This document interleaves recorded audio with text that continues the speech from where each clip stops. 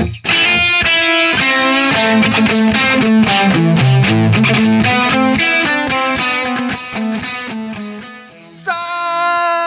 Corinthians! Vai, Corinthians! Alvinegras! Este é o podcast Irmandade Corintiana, número 183183. O meu nome é Guilherme.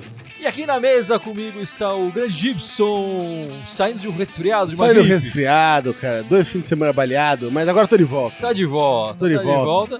E do meu irmão Fábio, que pulou o carnaval hoje já, não foi? O pré-carnaval, né? O carnaval é uma coisa fluida, né? Ela começa antes do carnaval, vai até depois do carnaval, não dura só É que nem o Panetone, agora tem o ano inteiro. Né? Depende da região do Brasil, não para o carnaval, é direto, né?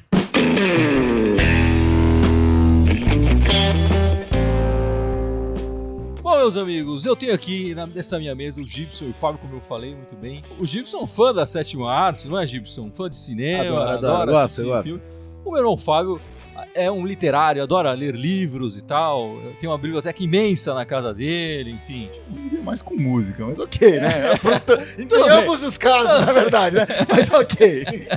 Deixando a música de lá. Você deve ter um ponto pra fazer, vamos esperar. Enfim, a gente sabe que nessas... Ele pensou nisso a semana inteira, não atrapalha ele, cara. Tô atrapalhando a minha linha de pensamento, exatamente. Já estraguei tudo, droga. Esqueceu de combinar com a gente. Nessas histórias de ficção ou histórias verdadeiras, enfim, o conflito é uma parte importantíssima da história. É o que faz, muitas vezes, a história andar, o personagem evoluir, as coisas andarem, né, nos filmes, nos livros e até na vida, né? Na verdade, o conflito faz parte. E no futebol não é diferente. Temos no futebol o primeiro conflito, que é de um time contra o outro, né, o mais básico. No outro nível, a gente tem os conflitos internos ali dos grupos, às vezes de um jogador contra outro, às vezes do mesmo time, no outro time, entre os técnicos talvez. E num terceiro nível nós temos o conflito de identidade, que eu acho que é um pouco o que o Corinthians passa nesse momento. A mudança de identidade. Quando o personagem está por uma crise de identidade, tentando se encontrar na vida, na história. Está faltando a epifania, é isso que você está querendo dizer? Exatamente, está faltando o Corinthians se encontrar. Mas a gente sabe que ele está passando por uma crise de identidade que, justamente porque a chegada de um treinador novo, do Thiago Nunes, acaba com um paradigma que vinha acontecendo até o momento. Eu acho que o Corinthians em si, ou Corinthians, a entidade Corinthians, não está passando por uma crise de identidade. Não, a relação do Corinthians com o torcedor está passando por essa crise de identidade. Eu acho que essa crise está muito mais do lado do torcedor do que do lado do clube, do futebol do Corinthians. Não, eu acho que eles sabem o que eles querem e onde eles querem chegar e estão trabalhando para isso. Mas não é saber onde quer chegar que basta, entendeu? Você precisa... Claro, não, ok, mas eu acho que tá mais definido. O herói precisa ali percorrer o caminho. Às vezes o herói sabe onde tem que chegar, mas é difícil chegar lá. Acho que o Corinthians sabe onde quer chegar, mas ainda não chegou. Às vezes até pra voltar também, né? Tem líder, tem Odisseia. Às vezes também tem. O cara tá levantando aqui o mito do herói, tá? Exatamente. Bicho, a redação funcionou. O Corinthians jogou tão mal assim que a gente tá... Ele tá discutindo outra coisa, né? E eu não acho que o Corinthians tenha jogado mal, mas eu acho que as oscilações do Corinthians nesse início de ano tem a ver com isso. O Corinthians tem uma ideia de onde quer chegar, ainda não chegou, seja por questões técnicas dos jogadores ou questões táticas, que falta o ajuste ali do nosso treinador, mas ainda está oscilando. Está faltando, aproveitando aí o seu gancho, o momento de catarse pro torcedor, né? O torcedor só tá sofrendo, não tá tendo aquela liberação catártica onde ele pensa onde vem a felicidade, onde consegue encaixar isso em outros pedaços da sua vida e enfim. Acho que por isso que tá essa crise, porque ele ainda não tá conseguindo trazer esses resultados ou apresentar algo que o torcedor veja e fala, nossa, é isso faz sentido pra mim. Mas eu queria dar um exemplo dessa catarse que você falou aqui, do próprio Corinthians. Em 2015, você pode dizer que foi um ano feliz pro corintiano, não foi? Foi um ano... Campeão brasileiro, estatisticamente é um dos melhores times do Campeonato Brasileiro, porque foi o melhor no turno, foi o melhor no retorno, o melhor visitante, o melhor mandante, melhor ataque, melhor defesa, a equipe mais que levou menos cartões, enfim. Mas isso foi no final do ano de 2015. No meio do ano de 2015, o Corinthians foi eliminado na Libertadores, pelo mesmo Guarani, que nos eliminou agora. Guarani paraguaio. E foi eliminado também no Campeonato Paulista. Eu espero que o Corinthians não seja eliminado no Campeonato Paulista esse ano. Espero que isso não aconteça. Mas foi eliminado pela porcada, em 2-2, e depois perdeu nos pênaltis na Arena Corinthians. E aquele time passou por essa catarse que o meu irmão citou aqui, passou por essa transformação e se reinventou e conseguiu achar o seu caminho. E em 2015 foi um ano feliz. Quando a gente lembra de 2015, a gente não lembra, a gente passa batido por esses conflitos, esses problemas, e chega e fala só das glórias, só do final. Eu acho que agora, nesse momento do Corinthians, estamos passando por esse momento difícil, esse momento conturbado de crise de identidade. Mas eu acho que se a gente conseguir ultrapassar isso e chegar nessa catarse, a gente pode ser muito feliz no final do ano. O que eu lembro de 2015 é que o Corinthians começou o ano jogando muito bem. Assim, dava banho no time, dava gosto. O Casagrande chegou a falar que podia disputar a Champions. Dava gosto ver o time no começo dos primeiros jogos. Assim, os primeiros 8, 10 jogos do Corinthians naquele ano foram fenomenais. Teve um baile contra o São Paulo, maravilhoso, com o gol do Elias que depois o Wagner Love fez parecido, né? No ano passado, contra o mesmo São Paulo, né? E aí teve uma crise, né? Não apresentou um futebol bom contra o Guarani, não apresentou um futebol bom nessas fases decisivas do Paulista e subiu. Mas a gente tinha visto aquele momento bom anterior e via que dava, assim, que era uma questão de resgatar aquilo. Mas essas crises trouxeram conclusões. Quer dizer, o Sheik, por exemplo, começou o ano como titular. No meio do ano ele saiu em 2015. Ele não fez parte do time campeão brasileiro, por exemplo. Fizeram-se ajustes. E do mesmo jeito que em 2015, quando o Tite assumiu, o Tite queria um time que propusesse mais o jogo, porque o Tite era conhecido pelo tal do empatite, aquele jogo pra trás e tal, e depois de ter passado um ano sabático fora do Corinthians, com a esperança de chegar na seleção brasileira, voltou ao Corinthians e com essa ideia nova de um futebol novo, de futebol diferente. E o Tite, já conhecendo o clube, já conhecendo muitos dos jogadores, ainda teve um tempo pra conseguir esse futebol que chegou no final do ano. E depois foi embora em 2016, aquela debandada para a China. Mas enfim, o que eu quero dizer é, o Thiago Nunes está fazendo um começo de trabalho, é normal essa oscilação, infelizmente fomos desclassificados da Libertadores, mas eu acho que essa eliminação, enfim, vai trazer conclusões, vai fazer esse time evoluir, e é importante também o time aprender nessas derrotas para conseguir enfim, a vitória no final do ano, conseguir chegarmos nas nossas conquistas no decorrer do ano. Não existe isso. Eu acho que talvez, o torcedor do Corinthians não gosta de ouvir isso, mas acho que talvez essa eliminação da Libertadores tenha salvado o ano do Corinthians e do Thiago Nunes, principalmente. O Corinthians não tem time pra jogar várias competições ao mesmo tempo. Não tem. Aliás, quando jogou com os reservas, a gente viu ficou muito claro que o banco tá horrível, né? E principalmente como aconteceu esse ano, que a gente tava ali na pré-Libertadores, então o fato de a gente cair agora, quer dizer que a gente não vai jogar Sul-Americana. Exatamente. E quer dizer que a gente vai entrar na não Copa vai jogar do Brasil. Mais a Libertadores. Isso, a Libertadores não vai jogar mais, e na Copa do Brasil a gente vai entrar lá na frente, nas oitavas, exatamente. É isso? Exato. Ou seja, a gente não vai fazer nada agora se jogar o Paulista depois do começo do Brasileiro. Então o Thiago Nunes vai ter tempo de treinar, o que o Carille, na segunda passagem dele, não teve tempo de fazer. Sim. Então a gente não vai jogar competição de merda esse ano. Essa é a vantagem boa. A gente vai jogar competição boa também, Libertadores, caímos fora. Mas não tinha time pra jogar Libertadores. Esse time do Corinthians, se jogasse Libertadores focando na Libertadores, corria o risco de rebaixar no Brasileiro. Não tem time pra jogar. Os reservas iam derrubar o time no Brasileiro, né? Então eu acho que essa eliminação, que todo mundo sofreu, obviamente, que ninguém queria que saísse. Claro, ninguém torce contra o Corinthians. Mas pode ter salvado o ano do Thiago Nunes e o ano do Corinthians. Como você mesmo falou em 2015, aconteceu exatamente esse mesmo tipo de eliminação, com o mesmo Guarani, e eles conseguiram levantar o brasileiro. Em 2017, aconteceu a mesma coisa, a gente caiu fora rápido da Copa do Brasil e ganhou o brasileiro. Então a gente tem uma chance de fazer um Campeonato Brasileiro decente esse ano. Se não ficar gastando energia com Copa do Brasil, essas merdas do gênero. Enfim, falando da parte prática dessa semana, nós tivemos 2 partidas essa semana. A vitória do Corinthians 2-1 sobre o Guarani do Paraguai. Infelizmente, essa vitória não nos trouxe a classificação pelo gol levado na Arena Corinthians. E o 0-0 no Morumbi ontem. Acho que um 0-0 meio de ressaca ainda por essa eliminação. O Corinthians não jogou tão bem assim. Fez um jogo parelho com a equipe do São Paulo. Mas o Corinthians já apresentou um futebol bem melhor, bem superior ao que mostrou nesse sábado, enfim, na própria quarta-feira, enfim, jogou muito mais. O pessoal tá comentando aí, Gibson? Muita gente comentando aqui do Pedrinho. né? O Walter José tá concordando aqui com o que a gente falou que o futebol do Corinthians... Bom, ele tá fazendo uma opinião dele aqui. O futebol do Corinthians é muito agradável de ver, mas temos que ter tempo. Mas com as semanas livres agora, vamos fazer um excelente ano, como foram os anos de 2015 e 2017 pós-queda. É o que a gente espera, né? Todo o seu preâmbulo foi pra isso. É o que a gente espera, né? É o que a gente espera. Eu acho que, pra falar do Pedrinho, quer dizer, o Pedrinho retornou. A gente chegou a perguntar no podcast passado se o Pedrinho deveria ou não começar o jogo como titular. Enfim, não teve ninguém que falasse que o Pedrinho não deveria começar o jogo como titular. O Thiago Nunes fez isso, colocou o Pedrinho como titular.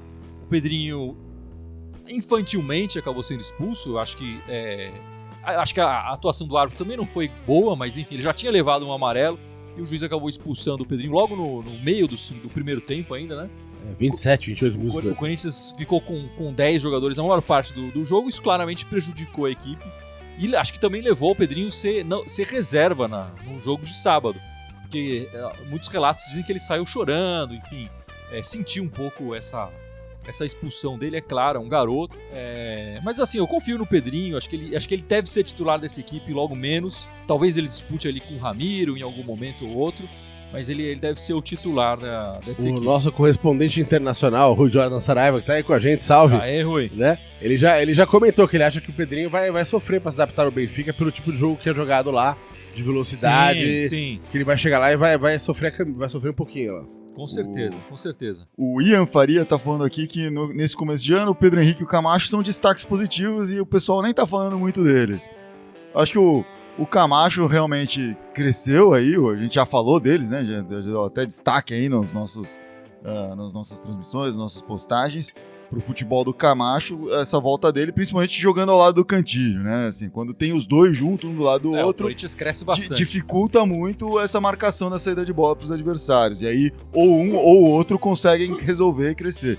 No jogo contra o São Paulo, a gente também viu isso. O Cantillo estava marcado, o Camacho que tinha que resolver, e era dele que saíam as principais chances ali, né? O Pedro Henrique teve um começo ruim, né? Em algumas vezes falhando ali, mas fez uns bons jogos recentemente. Os últimos 2-3 jogos do Pedro Henrique foram muito bons mesmo. Ouso dizer que os últimos 2 jogos ele jogou até melhor que o Gil. Né? Eu acho que se o Pedro Henrique continuar jogando desse jeito, a gente não vai sofrer tanto com nossos zagueiros titulares, né? Sim. Mas a gente nos reservas, eu acho que a gente tem pouco zagueiro com experiência ali na reserva. Tem um monte de zagueiro, né? Tirando esses dois que a gente falou aqui, tem o Bruno Mendes, tem o Léo Santos, o Marlon, e tem os dois improvisados ali, que é o Avelar e o Carlos Augusto, que ambos jogaram lateral no passado. Os dois cabelo de emprego. E estão reivindicando aí uma vaga na zaga. Então, assim, tem zagueiro pra dar com rodo, mas de qualidade talvez não... Fica sob júdice. Enfim. E o Pedro Henrique saiu contundido, né, dessa partida do sábado, mas ao que tudo indica ele saiu pra prevenir. Do mesmo jeito que o Camacho também, antes do disputa com o Guarani também, acabou pedindo para ser substituído para não agravar uma contusão ou possivelmente ter uma contusão.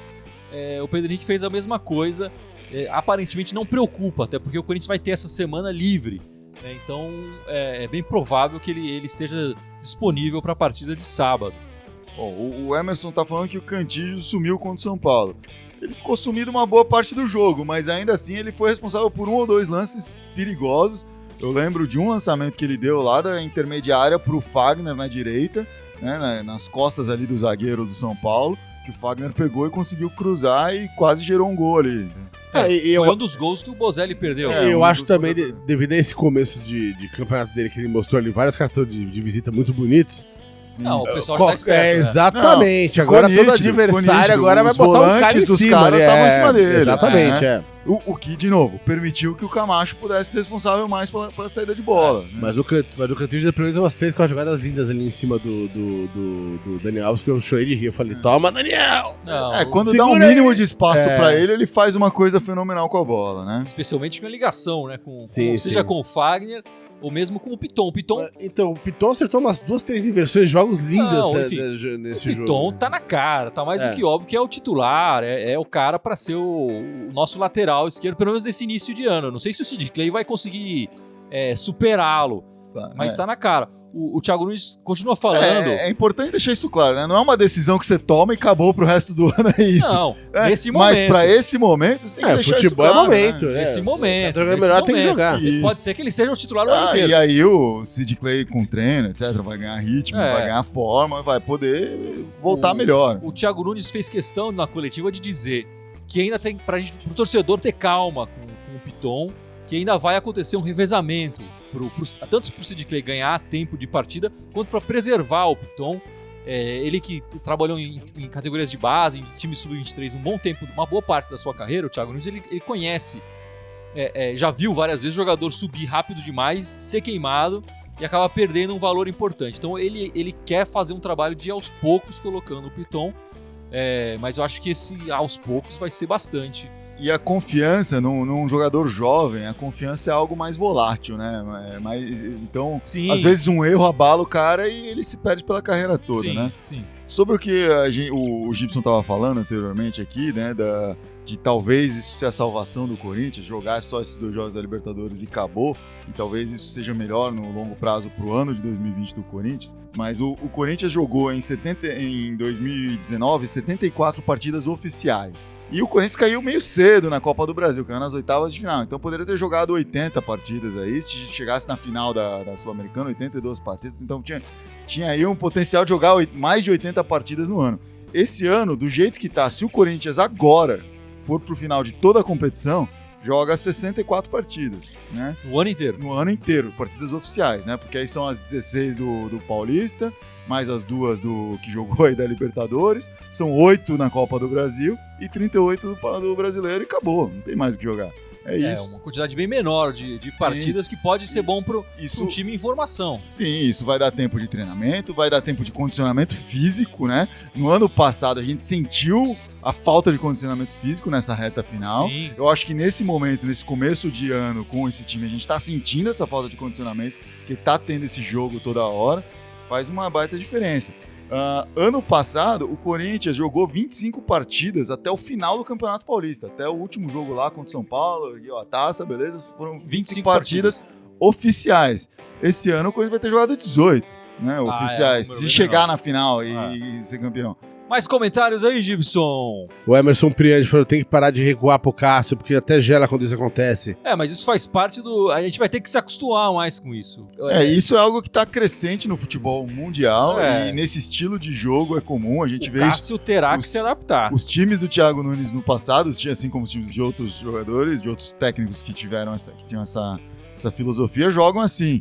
Porque se você vai sair com a bola de trás, né, você precisa ter um cara a mais ali, senão você perde sua vantagem numérica e aí você não tem pra quem tocar a bola, você não vai ser pro goleiro.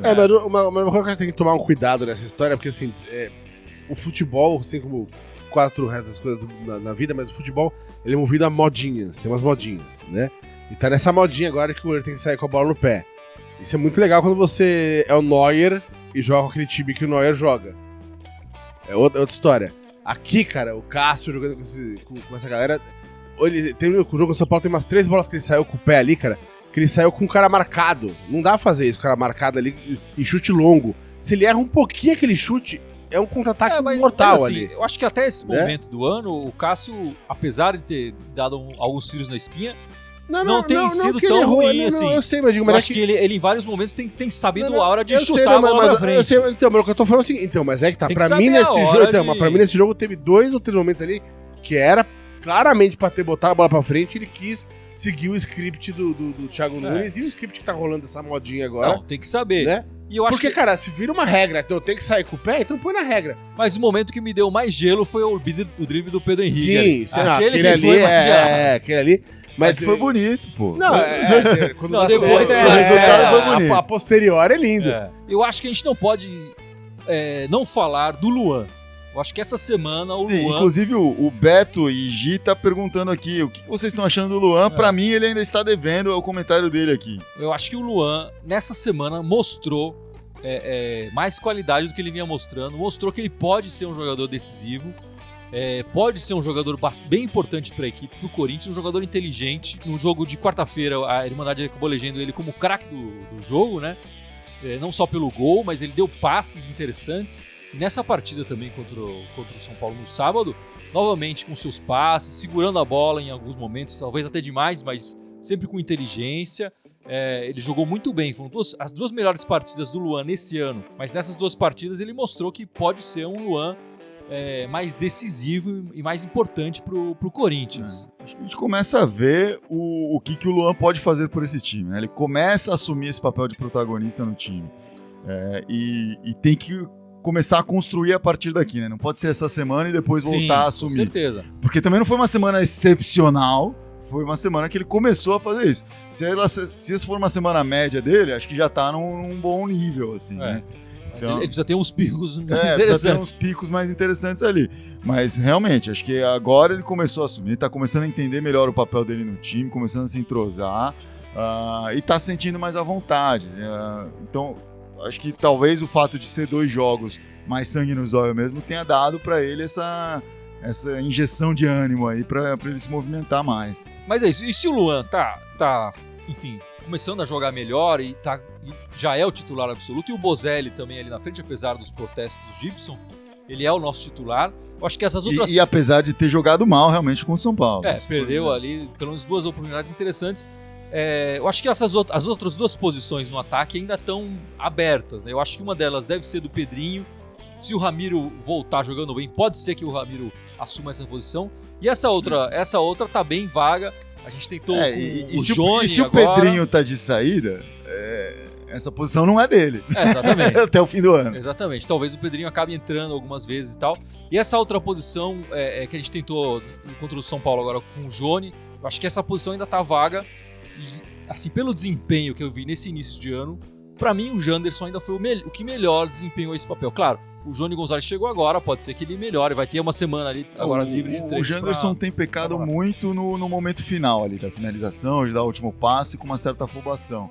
Mas ele aparecia muito nos jogos, né? Se colocava bem, a bola ele era muito ativado. Né? Ele corre pra câmera, ele bota uma fogueira desgraçada em cima dos zagueiros adversários ali. Sim. É que o domínio de bola dele e a conclusão dele são muito ruins. Mas eu acho que é um jogador que o Thiago Nunes tem que ver contra qual adversário ele tá jogando. Se tá jogando contra uma zaga pesada, ele é um jogador que vai infernizar os zagueiros. Ele vai dar um fogo ali. Agora, se tá jogando com uma zaga que é mais rápida, não adianta botar ele. Porque ele não tem o domínio de bola suficiente pra jogar contra uma zaga rápida e que saiba tirar a bola.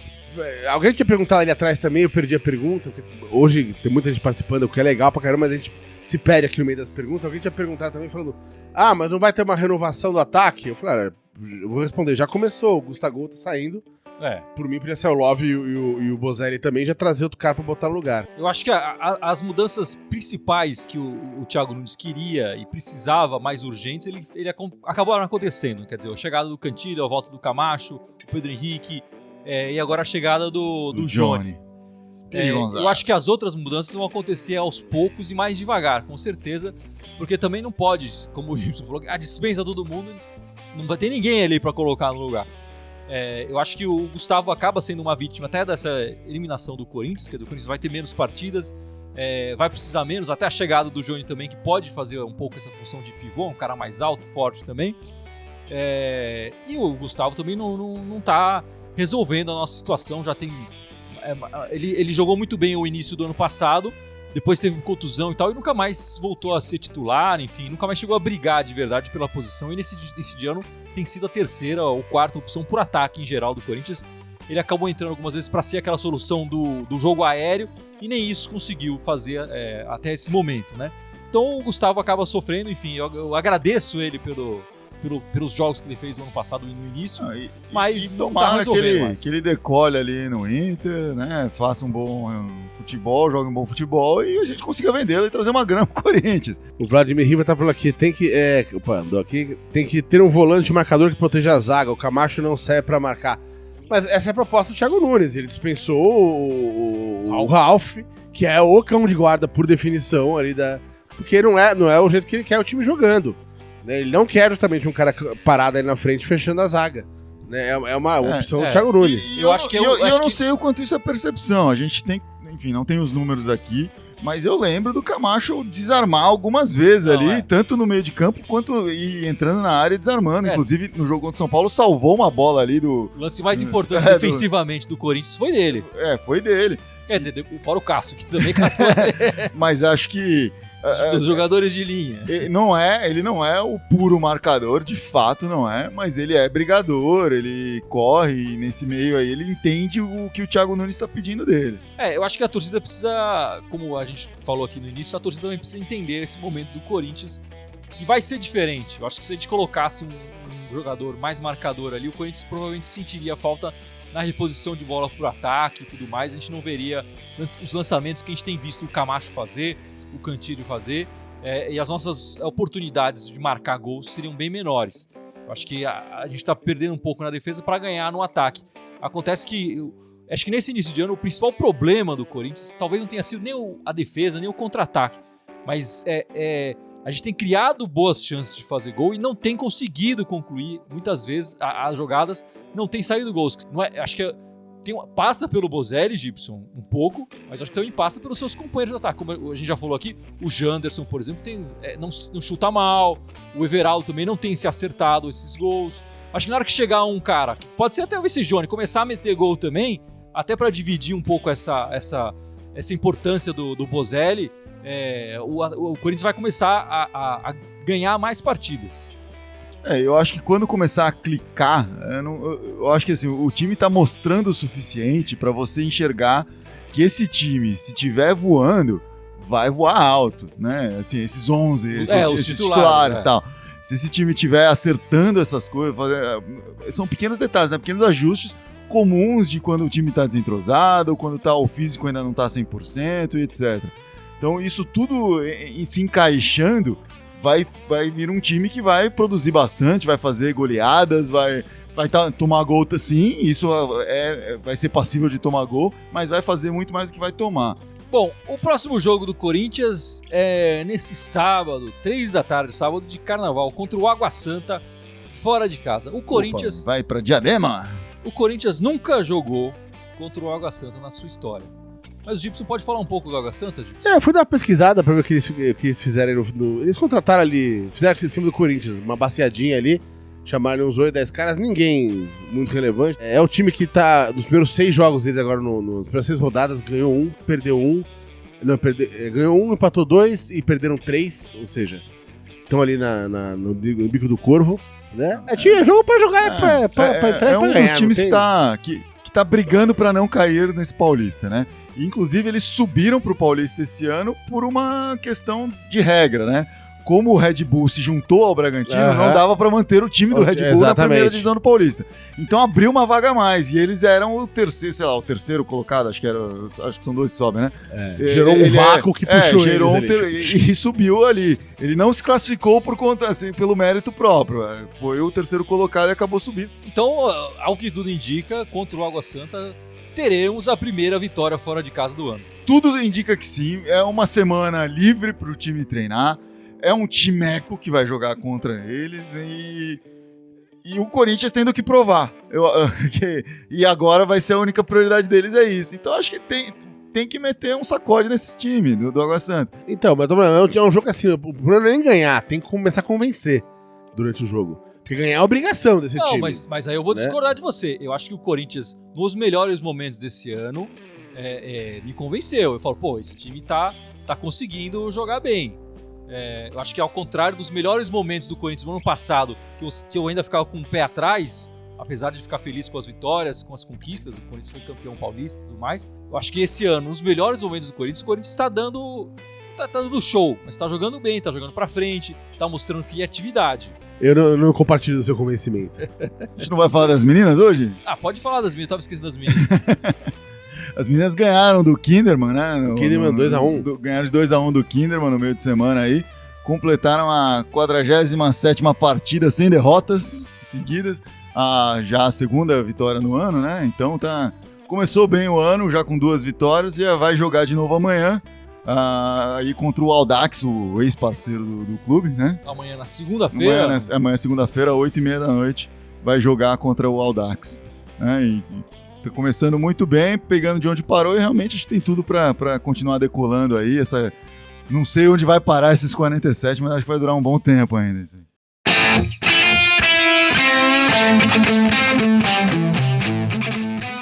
Bom, meus amigos, chegou a hora de encerrar esse podcast, então. 183, e o Gibson vai lembrar as nossas redes sociais. Eu juro que eu falo, eu juro que eu lembro. Vamos lá, Gibson. Então lá, fora o Facebook, onde a gente tá ao vivo aqui agora, temos YouTube, Instagram e Twitter. E os de áudio todos lá, SoundCloud, iTunes, Spotify e Deezer. Todos eles em Mandarem Corintiana, só no Twitter que é em Mandarem Timão. E a gente aguarda que essa semana o Corinthians, na semana de carnaval, no sábado de carnaval, nos dê muita alegria. Exatamente. E deixa a gente fazer a folia com tranquilidade. E mais uma vez a gente pede aí pra galera que tá nos acompanhando aqui, se puder, migra rapidinho pro YouTube lá e clica no se inscrever no nosso canal. Então se vocês puderem quebrar essa, faz esse favorzinho pra gente, entra lá agora, abre uma abinha ali, YouTube, e dá um follow na Irmandade Corintiana lá. É isso aí. É isso aí, meus amigos. Vai, Corinthians! Vai, Corinthians!